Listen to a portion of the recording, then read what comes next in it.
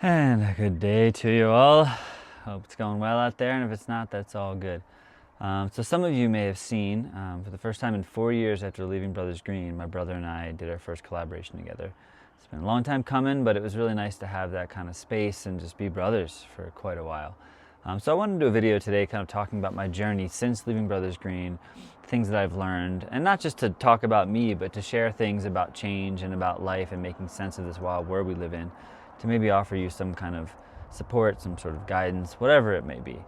So first off, if you don't know, my brother and I, Mike, who now runs a channel called Pro Home Cooks, had a cooking show together for many, many, many years. I think it was 7 years we did Brothers Green, and we worked with friends early on, and had a lot of fun doing it, but a lot of things happened in that time that changed. And what I notice in life and in the world of like social media and marketing and branding, it's like, oh, you gotta stick to your brand and you gotta have a clear message and this and that. And I've just never been that way. And Brothers Green was never that way. Every video was like, we're just doing whatever the hell we want. And if one video does well, I'm not gonna try to necessarily milk it. I'm just gonna do whatever's inspiring next. And that seemed to work out well enough for us.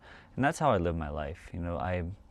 I live out here. We grow food. We do a lot of permaculture stuff. We're always growing food. We raise animals. You might hear a rooster in the background. We have chickens and rabbits and greenhouse. I'm actually moving to a 5-acre farmstead very soon.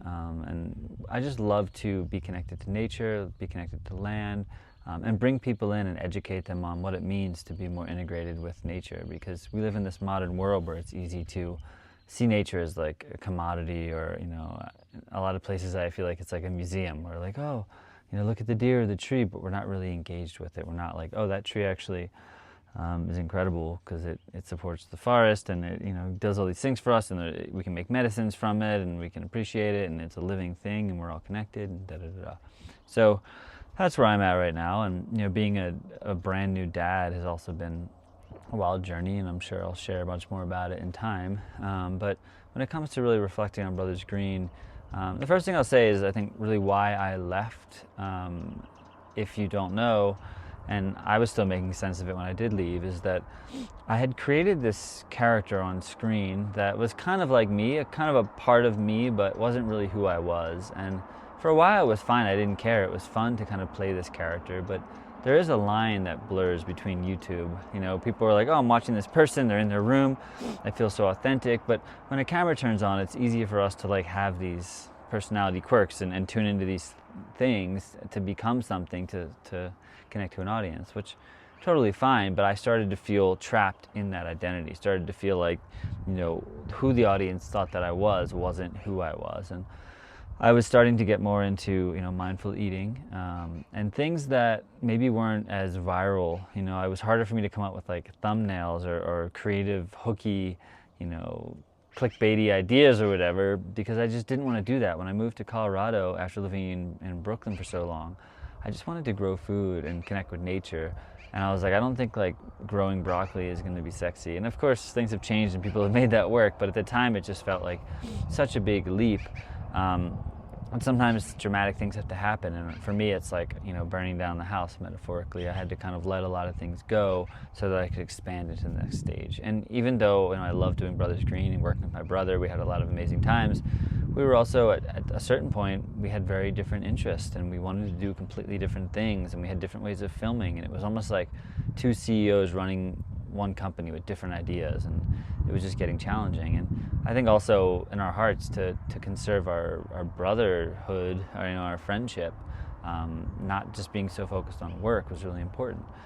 For us, like I realized there was a point where I almost had to make a choice. I'm like, is this my brother, or is this my business partner? And yes, I can dance in between, but it was really starting to feel like, oh, like it kind of has to be one or the other in this time. And at some portion I just wanted to be able to have a connection with my brother. And so once we ended the channel, it took some time to kind of like, took some space and that stuff, but now we've been closer than ever. And I even started supporting his channel with creative ideas and things like that in the last year, just to kind of to reconnect in a different way. And it's like, yeah, we have a lot of common interests that have converged. We're both super into growing food, and we love to ferment things, and now we're both family men. Me newer than him, but it's just been cool to see how, like, even though it felt like during Brothers Green we were getting so far away from each other, now it's been like, and we just have all these interests that really line up. So for people that want to know, they're like, oh, what happened to your brother? Do you guys talk? And yeah, we talk all the time. We're always like texting and voice noting and all kind of stuff back and forth. And that's just been great. And to me, that's more valuable, I think, than having a channel and the business together, to have that. And it sounds like there is a helicopter coming. So we're going to... So recently I put out a book on fermentation, preservation, and liberation and meditation. And, you know, there's lots of books on fermentation, and I'm all for that. But kind of like I was getting at before, I have gone on this long journey to figure out what food is beyond the surface, beyond the viral, clickbaity kind of thing. And food is this incredible vehicle. It's this amazing thing that brings people together. And funny enough, before I started Brothers Green, that's where I was going. A lot of people don't know this. You know, they see the kind of quirky character, stoner, whatever, weird, you know, older, silly brother character that was just kind of fun and turned on, and I think served its purpose. But before we started Brothers Green, I was getting really deep into meditation and Buddhism and certain spiritual practices, and I was trying to connect them to food and realizing, you know, food is a practice, it's a meditation from the right perspective. From the commoditized perspective, it's like a gluttonous sort of stuff your face, this is the most exclusive, and I just don't resonate with that stuff. Maybe there was a time when I did, but food is this incredible vehicle for change. It's this incredible vehicle that challenges us, that inspires us, that brings us together, that, you know, helps us with creativity, helps us learn about, you know, failure and loss and acceptance, and also nourishes us and helps us with health, because, you know, they say you are what you eat, but I like to say actually you are how you eat. And I get into that more in other videos you can check out, but kind of the heart of this book that I came out with recently is, you know, connecting us to fermentation in a different way. Not just the chemical, the scientific process, but what is like the spiritual experience that we can have while we learn how to ferment. You know, we can make food this incredible thing where we're present with it and we learn about ourselves, and we overcome things, and then we can apply that to other areas of our life. If you do go to my website, youenjoylife.us, I've actually written a ton of books. The first one, Conversations with Your Best Friend, and then Cooking with Your Best Friend, and Walking Barefoot with Your Best Friend. And there are all these things that I just really appreciate through this kind of lens of, you know, we're all human, and at some point we wake up and realize that we've been living this sort of false reality, this false lie, and what do we do from there? Who do we be? What is life like? What are our relationships like? What is career? And so I kind of take these concepts and put them in different mediums. And the Cooking with Your Best Friend is actually about my whole journey through food, and I share a lot more about my experience with Brothers Green. So that book is free to read. You can download them all, or you can, you know, buy the physical copy, but they're all free to read online. If you're interested, you can check that out. But I've found, and this ties back to the Brothers Green thing, is like, it's really hard for me to try to have any kind of identity, because I've destroyed my identity a long time ago. Any false beliefs I had about who I thought I was, I realized that there's no label that can contain me. And so when I was feeling contained during that process, I just had to kind of destroy the character and walk away from everything that I was doing. And life is a constant death and rebirth cycle, but sometimes there are these big charged things, and I was holding so deeply onto Brothers Green, and leaving was very scary, because we were making good money, and we were, you know, building this big business, and it was successful, and people were telling me I'm crazy to walk away, and there was a lot of risk, I think, for both of us in that experience. But now, reflecting back 4 years later, it was the best choice we could have ever made. It doesn't mean I didn't have moments of regret and like, oh God, what have I done, you know? But that's part of life, and I don't mind having those fears that pop up, because I know it was the greatest thing that I needed to do at that time. And when it became clear and it became very obvious to both of us, I was just grateful that we were able to do it in a really amicable way, that we were able to figure something out that felt right and good for both of us, and we could remain friends and also build our friendship and our brotherhood, if you will.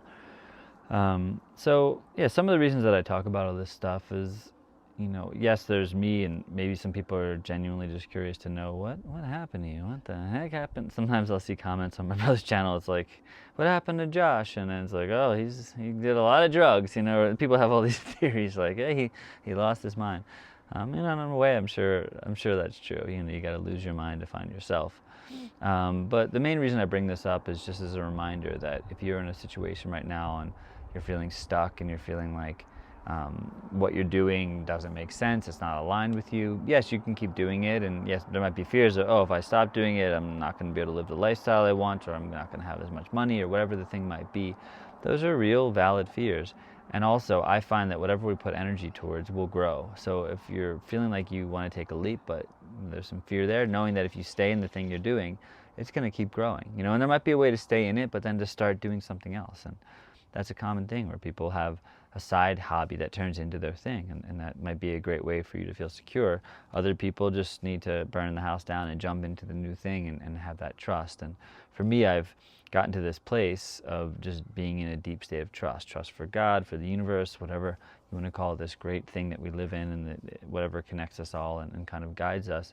But that didn't come easy. That was 10, 15 years of doing this work. And I'm at a place now where I do a lot of mentorship for people and guidance, and I work with people one-on-one. My partner Aja and I, we host retreats here. People come and stay with us, and I'm not saying, hey, I've got all the answers and this is how you need to live your life. I'm just here to present one way, because there's no above. Sometimes people might try to see me as like, oh, I know more than them, or I've achieved some level of this or that, but there are no levels in this state. It's like the Buddha says, like the middle path. And if anything, I'm just here as a guide to show you around, to remind you that you're not crazy, to remind you that it's okay to step away from friends and relationships that don't serve you anymore, and that I've had to do that and leave certain dynamics in my life to expand. And you know, there are hard things that happen and hurt feelings and stuff for people, and myself included. And I've come to see, because I've experienced so much loss, that the loss is actually the gain. When we let certain things go energetically, we expand and we allow ourselves to bring other things in. So if you're feeling lost, if you're feeling confused, first off, just know you're not alone. And whatever you see of my life, whatever ideas you have, know anything's possible. You know, we're all inspired by each other. And I'm just here sharing what makes sense to me. I don't have a plan. I just press record and just share whatever comes out. And if I can, even if it's just one person, you know, that's great. I think another thing that was challenging with Brothers Green is, like, we had, you know, millions of people watching our videos, and when I went to do my own channel and it's like, oh, now I'm getting 1,000 views, at first I was just kind of like, oh, this is weird. But being able to share what I wanted authentically, and to know that even if one person is impacted, like, that's great. What happens with big numbers is it can be easy to devalue the people. We start getting focused on the, 100 million, whatever, how many people, like, wow, we're focused on the number, and we're not realizing that even just one person spending time to watch a video, that's incredible. So if you're out there, even if there's just one person watching this, I really appreciate it. You know, like I said, you can check out my website to learn more. You can always send me an email at youenjoylifemusic@gmail.com. And if you want to do some one-on-one work, whether it's like a one-off session or come for a retreat or do something longer, maybe you're looking for some kind of support or guidance in any area of your life, I'm happy to chat more and see if that works. I've just found that, like I said, I can't brand myself. I can't say, hey, this is my identity, this is the thing I'm going to focus on. You know, the barefoot stuff, I started getting millions and millions of views on TikTok talking about barefoot stuff, and people wanted me to be the barefoot influencer, and I was like, I've done what I've said what I have to say, and I have something to say in the future, cool, I'll say it. But I put out the videos and I kind of walked away from that. So I'm used to walking away from things from the outside perspective, but if you can see, I'm almost always barefoot. I cook all the time. The same thing, people are like, oh, do you stop cooking? You don't do Brothers Green anymore. Like, you don't make cooking videos. I cook more than I've ever cooked, and I'm more passionate about it probably than ever. Music, I'm playing all the time. These are just things that I love, things that I've connected to, that I enjoy sharing. So if you're wanting to get more in tune with things that might make sense to you, hit me up, and otherwise you can, you know, keep watching some of these videos, or go or turn the internet off forever, you know, and go into the woods and build a cabin. I don't know what the answer is for you, but I'm happy to be a reflection, happy to remind you that whoever you are, wherever you're at, you're in the perfect place, and it will all make sense in time.